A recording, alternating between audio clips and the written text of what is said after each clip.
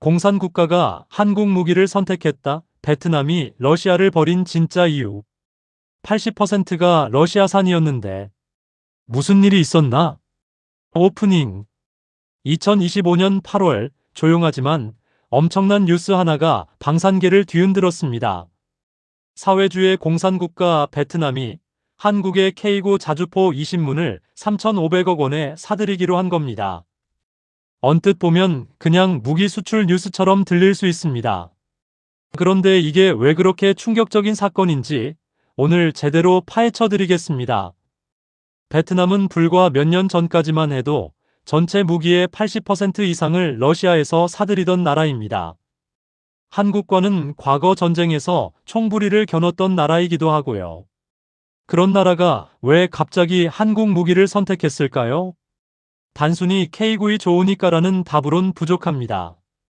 그 뒤에는 전쟁의 교훈, 중국의 위협, 러시아의 몰락, 그리고 생존의 선택이 얽혀 있습니다.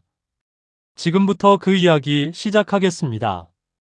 일부 베트남군의 현실 우리 무기 60년 전 것입니다. 먼저 베트남군의 현재 상황부터 알아야 합니다. 국제전략문제연구소 IISS의 보고서에 따르면 베트남 육군은 3,040문 이상의 포를 보유하고 있습니다. 숫자만 보면 꽤 강해 보이죠. 그런데 문제가 있습니다. 그 포들 대부분이 1960에서 70년대, 그러니까 베트남 전쟁 시절 소련에서 들여온 구식 장비라는 겁니다. 자주포도 마찬가지입니다. ES-1 그보즈디카와 ES-3 아카치아. 소련이 만든 장비들인데 지금으로부터 반세기가 넘은 물건들입니다. 심지어 베트남 전쟁 중에 미국에서 빼앗아온 M107 자주포도 아직 현역으로 운용 중입니다. 이 정도면 박물관 수준이라고 해도 과언이 아니죠. 왜 이렇게 됐을까요?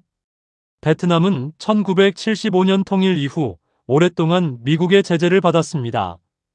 서방 무기를 살 수가 없었던 거죠. 중국산은 남중국해 분쟁 때문에 애당초 선택지도 아니었고 자연스럽게 소련 그리고 러시아에만 의존할 수밖에 없는 구조가 됐습니다. 1995년부터 2022년까지 약 28년간 베트남 무기 수입의 80% 이상이 러시아산이었습니다. 완전한 러시아 의존 구조였던 겁니다. 그런데 이 구조가 한순간에 흔들리기 시작합니다. 이부 우크라이나 전쟁이 바꾼 모든 것. 2022년 2월 러시아가 우크라이나를 침공했습니다. 이 전쟁은 베트남에 두 가지 충격을 동시에 안겨줬습니다. 첫 번째 충격은 공급망 붕괴입니다. 서방이 러시아에 강력한 경제 제재를 가하면서 러시아는 무기 수출은커녕 자국 군대 부품 공급도 버거워졌습니다. 베트남이 운용 중인 러시아제 잠수함 6척, 전투기, 전투함 이것들의 부품 공급이 뚝 끊겨버린 겁니다. 제대로 가동조차 못하는 장비들이 늘어났습니다. 두 번째 충격은 전장의 교훈입니다. 우크라이나 전쟁을 지켜보던 전 세계 군사 전문가들이 공통적으로 한 말이 있습니다. 자주포가 현대 지상전의 핵심이다. 드론과 미사일이 날아다니는 전장에서 빠르게 이동하고 정밀하게 타격하고 즉시 진지를 바꿀 수 있는 현대식 자주포의 가치가 다시 한번 증명된 겁니다. 미국 알렉산더 부빙 교수는 이렇게 말했습니다. 베트남의 K9 선택은 우크라이나 전쟁에서 얻은 교훈을 그대로 반영한 결정이다. 베트남 입장에서 생각해보면 답이 나옵니다. 우리도 지금 당장 포병 전력을 현대화하지 않으면 안 된다. 삼부 중국이라는 이름의 압박. 그런데 베트남이 무기를 바꾸고 싶다고 해서 아무 나라에서나 살 수 있는 게 아닙니다. 지정학적 현실이 선택지를 극도로 좁혀놓습니다. 미국 무기. 베트남은 미국과 완전히 화해했지만 미국 무기를 대량 도입하면 중국을 직접 자극합니다. 정치적 부담이 너무 큽니다. 유럽 무기. 독일 레오파드, 프랑스 CAESAR. 성능은 좋지만 가격이 너무 비쌉니다. 베트남이 대량 도입할 수준이 아닙니다. 중국 무기. 당연히 안 됩니다. 베트남과 중국은 남중국해 스프래틀리 군도를 놓고 지금도 첨예한 영토 분쟁 중입니다. 적국에게 돈을 줄 수는 없죠. 러시아? 이미 신뢰가 무너졌고 제재로 공급도 불안합니다. 그렇게 하나씩 지워나가다 보면 남는 게 뭐냐? 바로 한국입니다. 한국은 미국의 동맹이지만 베트남을 직접 자극하지 않습니다. NATO 표준과 호환되면서도 가격은 서방 무기보다 훨씬 현실적입니다. 그리고 결정적으로 한국은 베트남의 정치 체제에 간섭하지 않습니다. 전문가들이 한마디로 정리했습니다.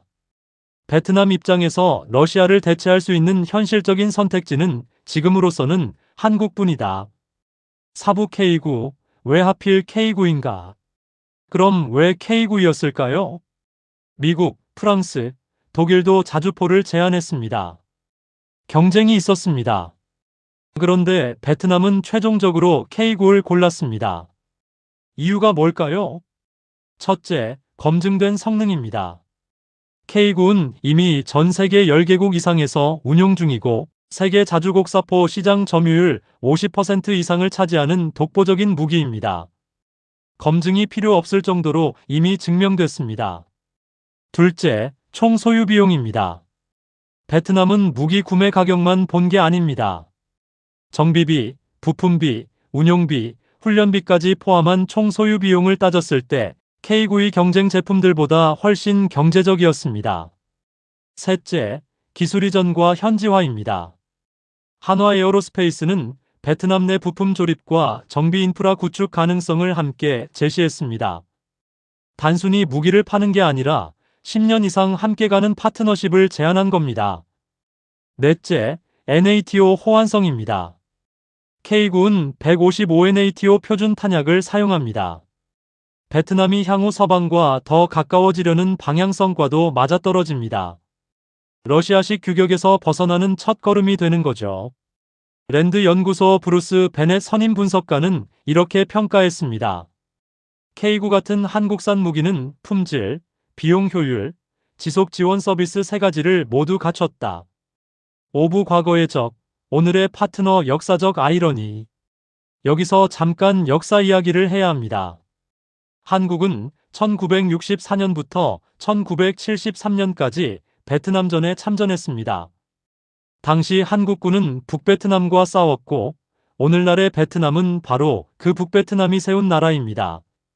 그러니까 과거에 총부리를 겨눴던 나라에 한국 무기가 들어간다는 겁니다. 이게 얼마나 극적인 반전인지 느껴지시나요? 더 흥미로운 건 이번 계약이 성사된 배경입니다. 베트남 공산당 서기장 또 럼이 이재명 정부 출범 후 첫 번째 국빈으로 방한했습니다. 그 자리에서 K9 수출 계약이 공식화됐습니다. 이 계약은 단순히 무기 거래가 아닙니다. 양국이 2022년 포괄적 전략적 동반자 관계로 격상된 이후 국방 협력이 실질적으로 결실을 맺은 상징적 사건입니다. 과거의 전쟁터가 오늘의 비즈니스 협력으로 바뀐 겁니다. 육부 이건 시작에 불과하다. 도미노 효과. 이번 K9 계약이 더 중요한 이유가 있습니다. 이게 끝이 아니라 시작이라는 겁니다. 베트남 포병사령관이 한국을 방문했을 때 K9만 본 게 아닙니다. 천무 다연장 로켓 시스템에도 큰 관심을 보였습니다. 베트남이 보유한 구소련제 다연장 전력이 노후화되면서 이 역시 교체 대상이기 때문입니다. 또 베트남은 지대공 미사일 천궁 II에도 러브콜을 보내고 있습니다. 이번 또 럼 서기장 방한 때 천궁 II 제작사 LIGNX1 방문 일정도 있었습니다. 그리고 더 큰 그림이 있습니다. 베트남이 K9를 도입했다는 소식은 동남아시아 전체에 파장을 일으킵니다. 캄보디아, 라오스, 미얀마, 태국 이 나라들 모두 비슷한 처지입니다. 1960에서 70년대 구식포를 아직도 쓰고 있거든요. 베트남이 K9로 군을 현대화하면 이웃 나라들도 자극을 받을 수밖에 없습니다. 동남아 방산 시장의 판이 바뀌기 시작하는 겁니다. 그리고 그 중심에 K9이 있습니다. 클로징. 정리해 보겠습니다. 베트남이 러시아 무기를 버리고 K9를 선택한 이유, 한 줄로 요약하면 이겁니다. 더 이상 러시아에 기댈 수 없게 됐고 대안은 한국밖에 없었다. 러시아의 우크라이나 침공이 공급망을 끊었고, 우크라이나 전쟁이 자주포의 중요성을 증명했고, 중국의 위협이 베트남의 선택지를 좁혔고, K9의 검증된 성능과 현실적인 가격이 최종 선택을 이끌었습니다. 그리고 이건 단순한 무기 거래가 아닙니다. 한 공산 국가가 러시아 중심 무기 체계에서 서방 표준으로 이동하는 역사적인 전환의 시작입니다. K9은 지금 유럽, 중동, 그리고 동남아시아까지 뻗어나가고 있습니다. 세계 자주포 시장 점유율 50% 이상. 이 숫자가 괜히 나온 게 아닙니다. 오늘 영상이 도움이 되셨다면 구독과 좋아요 부탁드립니다.